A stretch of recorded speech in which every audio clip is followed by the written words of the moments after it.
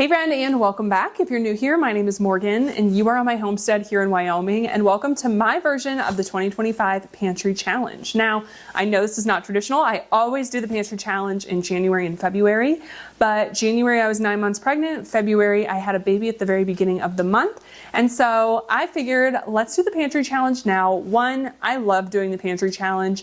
It's really just a great way for me to get a little bit more creative, get out of my comfort zone, and two, we have so much food here that I would love to get through. So we are going to participate in our own April Pantry Challenge. Now it's only going to be 1 month. I am not going to be going to the grocery store at all for any food. Obviously, if we need like diapers or anything like that, we'll go to the store, but no food. And we're just gonna see what we can do. I'm gonna be pretty light on myself. I have a 2-month-old baby, so it's one of those things where I'm just gonna do the best I can. A lot of these meals will be quick, 15-minute, healthy-ish meals. So if you're interested, I would love for you to come along for the series and subscribe so you can see all of those videos and all of the fun projects we have coming on this homestead. So for breakfast today, I had an apple with peanut butter on it and some coffee. And then for lunch, I had to think about that. I was like, what did I have? I had a Italian sausage with peppers and onions that we had made up last week. So I just pulled that out of the refrigerator and had that for lunch. But without further ado, let's get going on some dinner for tonight. Dinner on this evening was so quick. All we did was just take some of the green chili out of the freezer. My parents had made it a few weeks back and we had just frozen it for freezer meals.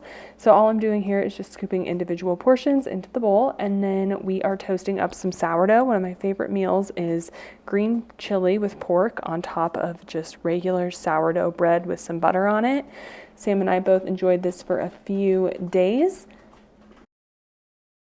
And one of the best parts about this meal is it's delicious for breakfast, lunch, dinner, snack, you name it. We love it.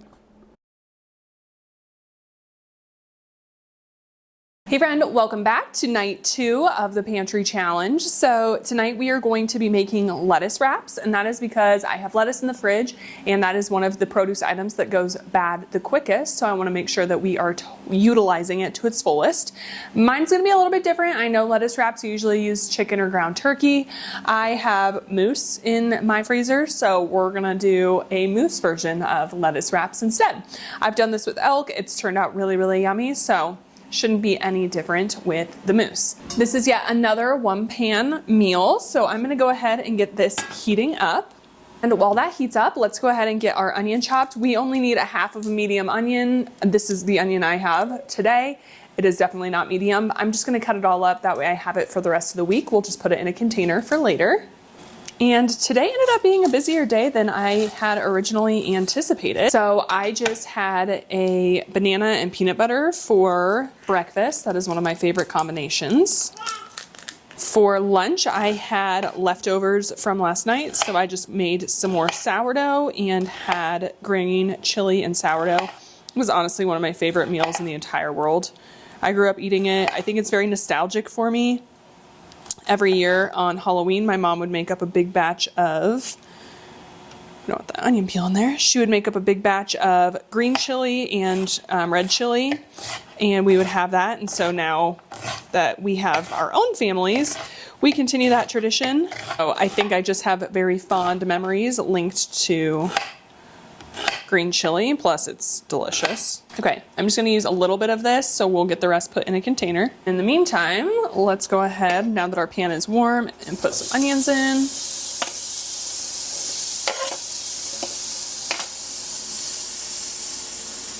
And we will also add in our moose meat. And I'm just going to start breaking this up. It is still a little bit frozen, but that is no problem. It'll just kind of, as I can break some away, it'll continue to defrost. Okay, while that cooks, let's get our onions put away. And I made quite the mess. Then once the meat is browned, we're gonna add in a can of watered chestnuts. So we're gonna go ahead and get these cut up. If you don't want to, you don't have to cut your watered chestnuts. I just like it when I get a little bit in every bite versus one big one. So I just drained this can, and now I'm just going to lay them all out. If you want these to be perfect, you can definitely cut them nice. I'm just gonna roughly chop. We're going for 15-minute dinners these days.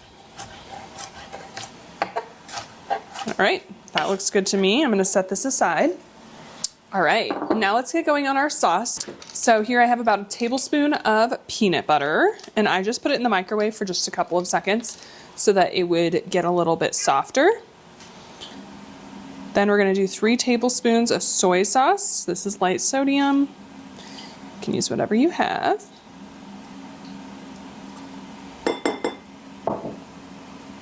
Then we need 3 tablespoons of hoisin. I don't have that, but I have a Japanese barbecue. It's very different, but it does have that sweet factor, so I'm gonna go in with this.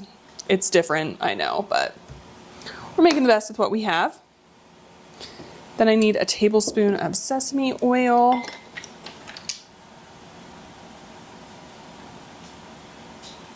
Followed by a tablespoon of honey. By doing the oil first, it will help ensure that the honey slides right out. Then I need a half a teaspoon of garlic powder. I'm just gonna eyeball it. We like garlic, so I'll do a little more. And then 1/4 teaspoon of ginger. Perfect. And then I'm just gonna use my peanut butter spoon and give that a nice mix. If you can hear the baby in the background, he's with his dad.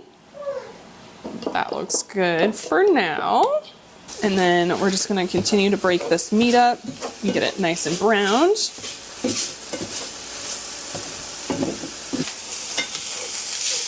My meat is now fully cooked, so I'm just letting it brown a little bit, and while that happens, I'm going to add in my water chestnuts and 1 cube of garlic.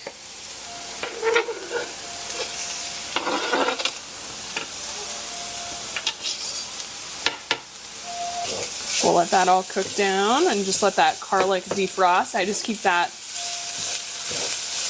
pre-diced up in my freezer. Let's go ahead and add in our sauce now.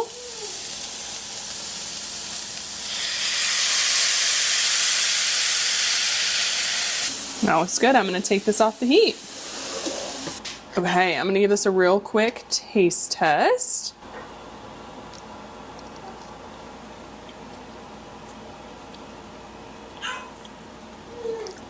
That is perfect. It definitely needs spice. I'm going to add some sriracha on the table, so you can add as much as you like. I'm kind of staying away from spice right now just as I'm feeding the baby, and so I'm going to leave it just like this, and then Sam will be able to put sriracha on top of his. But this is so good. So we're going to serve this up. We are just going to get I have some romaine lettuce that is in the fridge, so once Sam gets home tonight, we are going to just get some romaine laid out. We'll just put this on each piece of romaine. Sam can put a little sriracha on top of his, and that is dinner. It's that simple. We get the veggie. This is a really, really good like keto, low carb meal if you're into that. But we love, love, love lettuce wraps. I just forget to make them all the time. So I'm so excited for this. That is it for today. We should be done cooking for the most part, I think, but I will catch you all tomorrow when we're back in the kitchen. Hey friends, and welcome back. It is Thursday of week 1 of our April Pantry Challenge. And today has been a whirlwind. I feel like I woke up, blinked, and it is now dinner time. So for breakfast, I had a big bowl of that pork green chili with sourdough. And for lunch, I was on the road, so I had an apple and peanut butter and a protein shake. Not the best lunch, I am aware, but I am very hungry and I really don't have time to make dinner tonight. So I have some bacon that is currently thawing. I literally just laid that out. It is one of the fastest meats to thaw. I didn't lay anything out earlier today, so I'm a little bit behind, but I went ahead and laid out bacon. We will get that in the oven, and I'm gonna make a Dutch baby for dinner. So we're gonna do breakfast for dinner because that sounds delicious. I have some frozen strawberries, so we'll probably make a strawberry sauce to put on top. Not the healthiest of dinners, I am well aware, but fed is best. So I am going with that motto today, and we will get back on healthy foods tomorrow, and I will be sure to lay out some meat tonight for tomorrow. So let's go ahead and get started on our Dutch Baby, this comes together so, so quickly. To kick off this meal, all we're doing is preheating the oven to 350 degrees and putting down 4 tablespoons of butter. Now, because I doubled this recipe and I'm using a smaller dish than what it calls for, I used that same amount of butter, but I didn't need to. I would probably stick with 2 tablespoons of butter next time. If you are using a 9x13 though, definitely go with the 4 tablespoons of butter just to make sure that the Dutch Baby has enough butter to cook in. But I found that for this little one, because we wanted our Dutch Baby to be thicker rather than very pancake thin, we needed less butter in this. Then I'm just going to go ahead and add in some eggs. I'm only adding in 4 here, but one thing that is great about this recipe is you can really add in as many eggs as you want. So it's one of those that is great for the spring and summertime when we have an abundance of eggs. Then to this, I'm just adding in 1 cup of all-purpose flour and 1.5 cups of milk.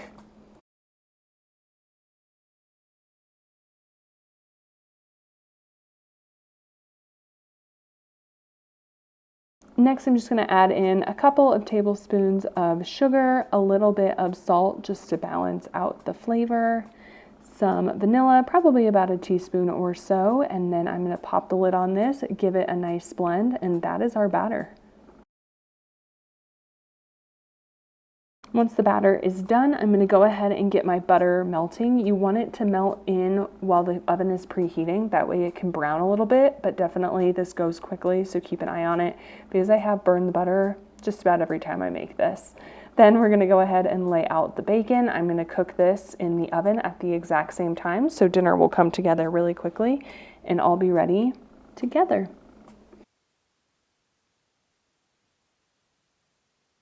Then once the butter is melted and has just started to brown, we're going to go ahead and take it out, and then I am going to just paint butter up the sides of the dish. This helps it not stick, and it also helps the Dutch Baby crawl up the sides.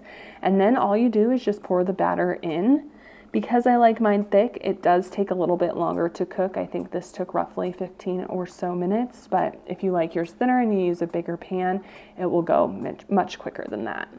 Next, we're going to go ahead and get going on a strawberry sauce for our topping.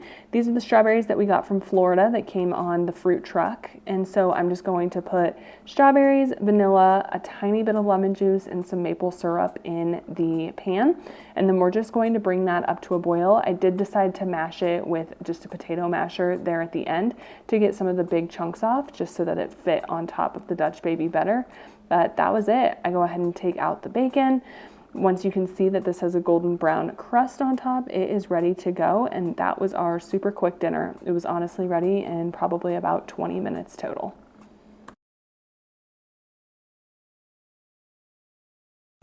All right, friends, welcome back. It is Friday, and we are going to be making, well, actually, we're going to start 2 meals. So this will be probably the rest of the cooking for the weekend, but we're going to get going on some tacos and a corn salsa. And then we're also going to get some ribs going as well, because I want to sous vide the ribs, and that takes like 24 to 36 hours. So we're going to go ahead and get our dinner pulled together because that is the most pressing. It's currently 1:30 and I have a quick little break, and so I am going to get dinner done. That way all we'll have to do is just grill up some steaks and we'll be ready to rumble for dinner. And if we have time, we'll get the ribs going. I think we should be good. I would love if I could sous vide them for 36 hours. These are ribs that we got off of the hogs that we raised a year and a half ago, I want to say. So I think this is about the last of our ribs. So it should be delicious. We've had them once before and they were so, so good. All right, let's get going on our tacos. So we're going to do moose tacos. I'm going to do like a chipotle, cream sauce, corn salsa. We have some tomatoes, lettuce, cheese, avocado. I don't know. We'll see what else we end up coming up with.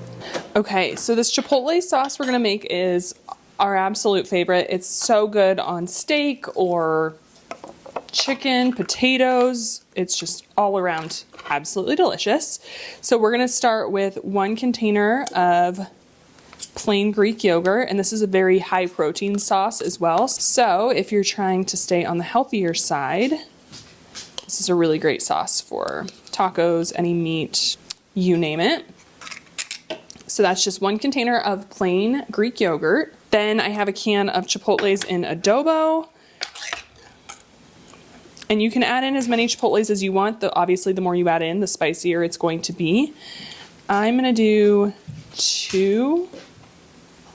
That's 1 big one and 1 little one, just because I don't need super spicy. And then we're gonna do 1 tablespoon of the chipotle sauce with no peppers. Then I'm gonna do about a tablespoon of honey. Balance that out. Pepper. Love a lot of pepper. A little bit of salt. And then what's fun about this recipe is it uses the stems of cilantro because we're gonna grind it up. So cilantro stems are just as good. They have all the flavor. They just can get a little stringy sometimes, hard to eat. So that is why we don't always see people eating the stems. And we're actually gonna use these tops for our corn salsa.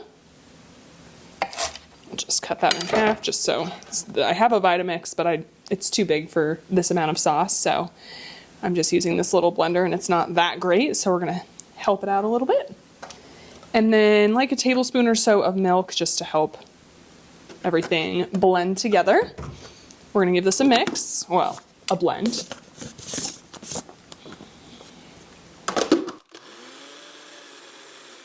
It didn't mix super well. They've got a bit of Greek yogurt right there, so I'm just going to go in with spatula, stir it around the rest of the way. Then I'm just going to give this a little try.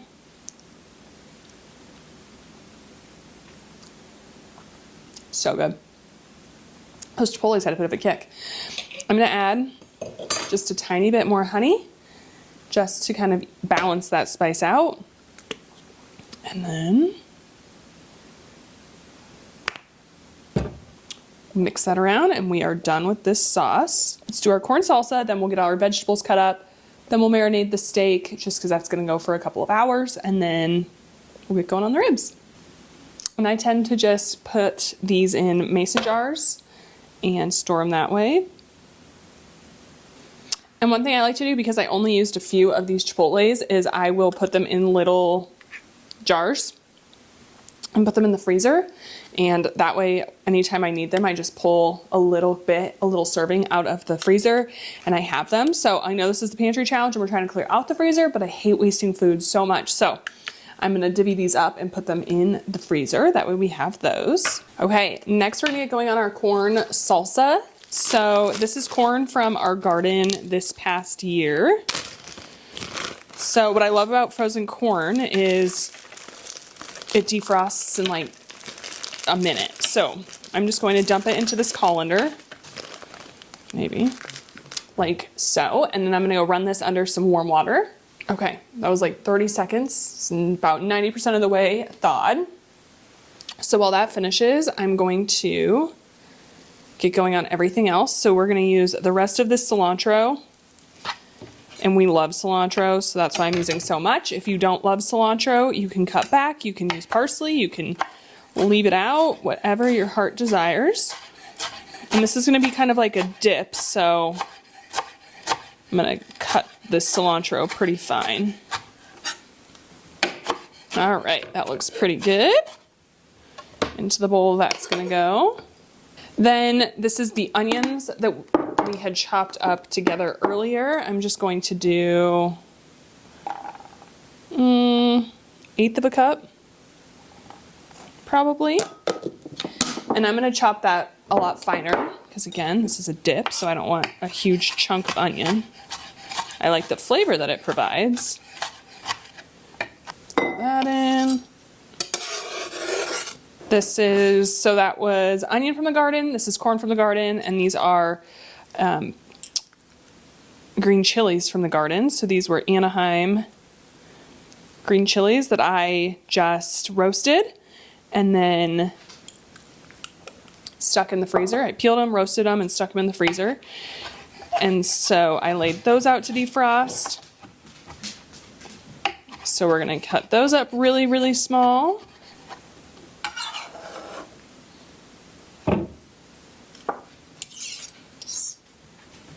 Then we're going to shred in about a half a cup of cheese.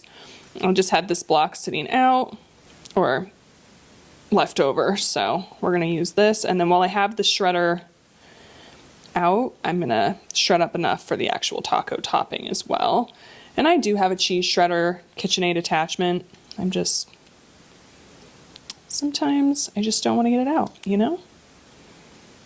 Which I know is so silly. Why have these great appliances if we're not going to get them out? But I'm feeling simple today, especially just for cheese. If this was like a big freezer cooking day, I would do it, but then let's add our corn in. I should have chosen a larger bowl. Then let's add in some salt, and I'm going to add in about a half a cup of sour cream. We can always add more. And about a half a cup of mayonnaise, maybe a little less. Closer to like a third of a cup. Give this a mix. Okay, that looks good. I'm going to add in just a little bit of garlic powder. And a little bit of paprika.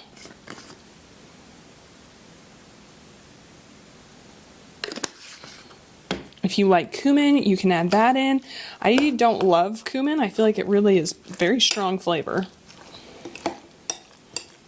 Okay, let me grab a chip and we'll give this a taste test. All right, we have a chip.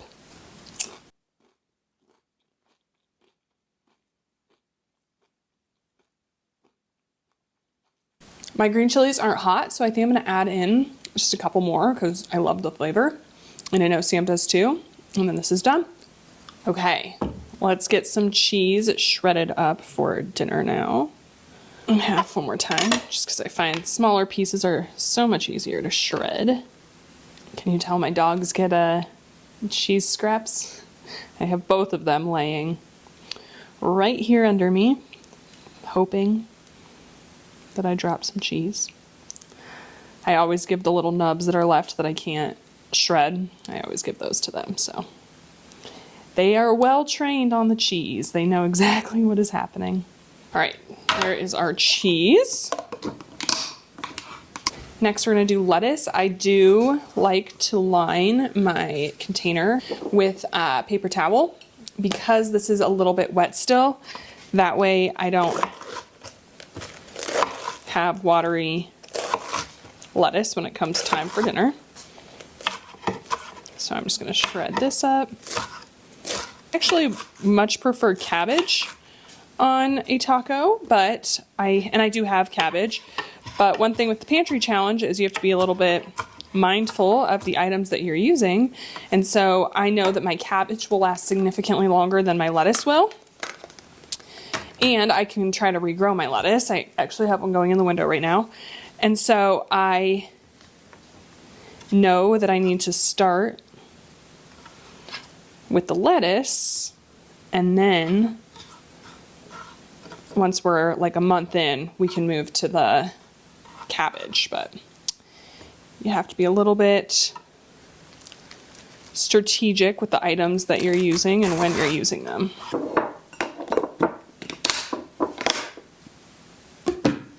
And I do have tomato, but I don't think I want tomatoes on these tacos. So we're gonna do lettuce, cheese. We can put the corn on it if we want for a sweet element. We have that chipotle sauce. I have avocados and pickled jalapenos in regular pickled onions. I think that'll be good. I think we're set. So we're gonna call that good. I'm gonna clean this up and then let's get going on our steak marinade so that those can start marinating. And then if we have time, we will get the ribs going. Finally, we're gonna get our moose steaks marinating. This is way too small of a container, but that's all I have left, so it's gonna work. So I'm just going to do some olive oil, probably a tablespoon or two, and then a good amount of this, probably a quarter cup. And this is Worcestershire sauce. Then about, I don't know, 3 tablespoons of soy sauce.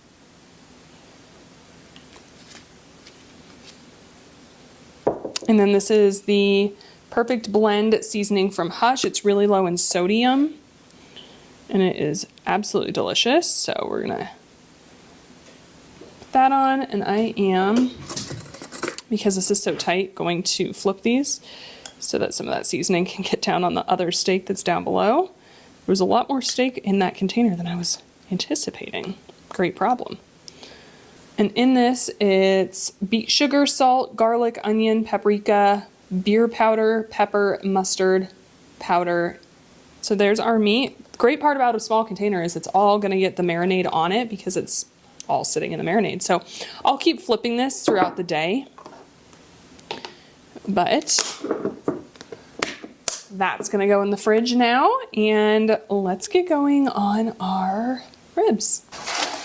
Okay, for the ribs, we are going to sous vide them. But first I wanna get seasonings on them. So we're gonna make a rib rub real quick. And this is the rib rub my family has been using for forever. So it's 1 cup of brown sugar, and it is heavy on the sugar, but barbecue is kind of heavy on the sugar, so it is what it is, and it should be packed, but we're just gonna do our best here. Then we need 1/4 cup of white sugar, and this recipe cracks me up because it says 1/10 cup of salt. So if you do the math, that's a little over 1.5 tablespoons. We'll call that good. And then 2 tablespoons of garlic powder. Not garlic salt, garlic powder. And then pepper if you like it. I'm gonna give that a nice good mix. Okay, next, these are spare ribs. So I'm gonna do 3 packs, just because they're pretty lean on the meat. So I'm going to get all of my ribs taken out of their packaging.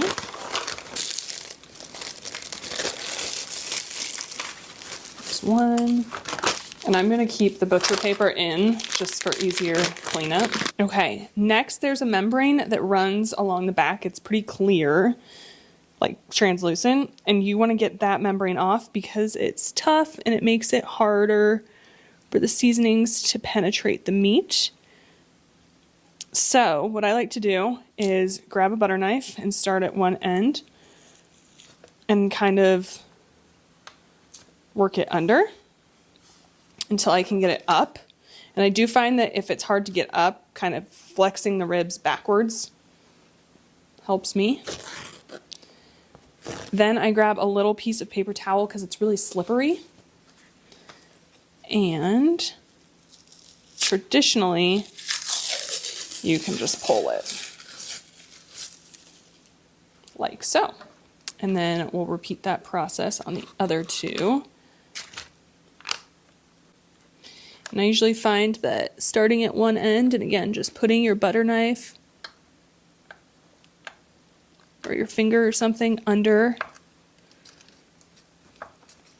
that first rib, and then prying it upward, I find works best for me, but you do whatever works best for you. All right, now for the rib rub, I'm gonna keep one hand clean and one hand will be dirty. And I've laid these out. And you wanna do a generous amount of this. So I'm just going to actually, let's just dump some.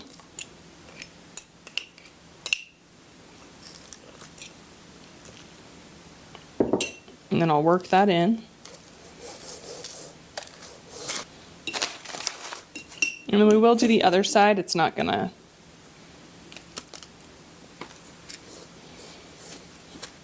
matter quite as much, but we still want it to be very well seasoned.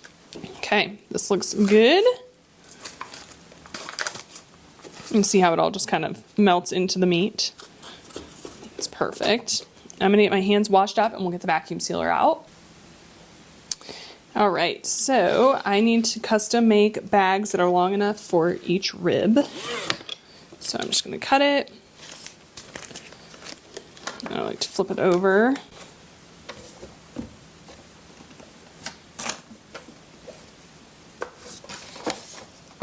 Lock it and then just seal one side. And I think I might actually be able to get two.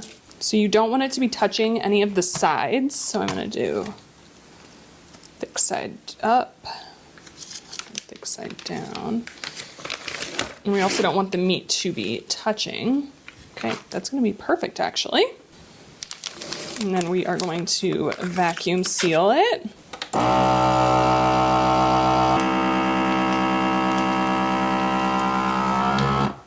I got all of our ribs vacuum sealed. Now we need to get the sous vide in. So this just is filled up with water. And then this is the machine that goes in and is the actual sous vide machine. And there's a minimum and a maximum line on it. So we want to make sure the water is between those, and it is. And I am going to set my temperature to 155. Then I'm just going to stick the ribs in and pray that they aren't too long. Excellent.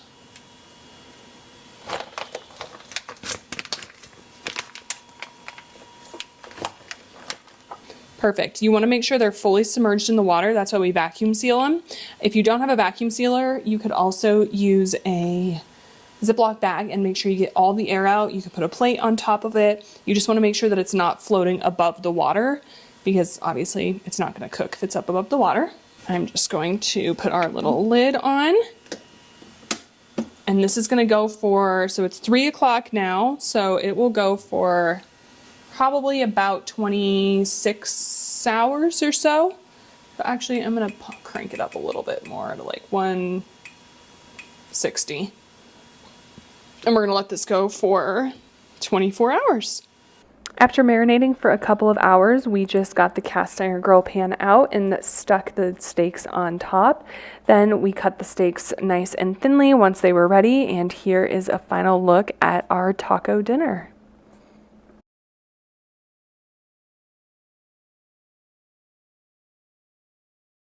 So I went ahead and took the ribs out of the sous vide at about the 30-hour mark and stuck them in the refrigerator.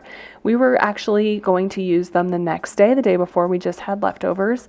And so here we are going to get the asparagus ready. I'm going to just bake this really quickly. I'm just breaking it off wherever the asparagus wants to break to get rid of that woody end piece.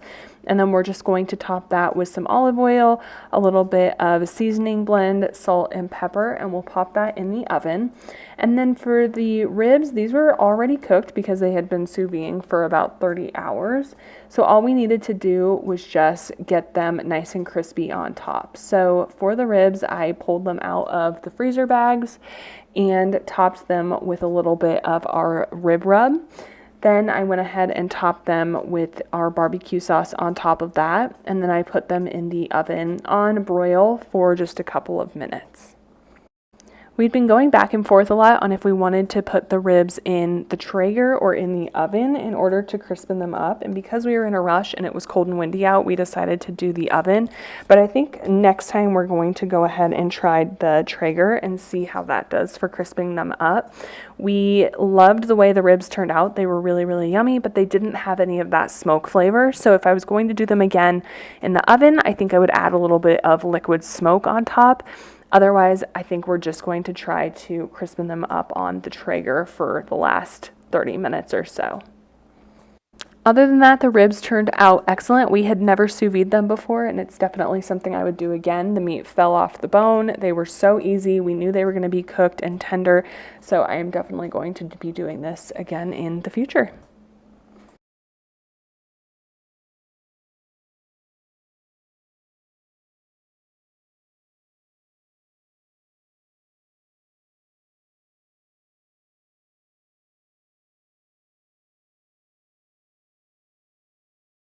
All right, friends, that is the end of week 1 of the Pantry Challenge. So far, it's not much of a challenge, but we will see as we get into the next couple of weeks. If you liked today's video, please make sure you give it a like and subscribe if you haven't already, and we will catch you in the next one. Thanks for being here. Bye.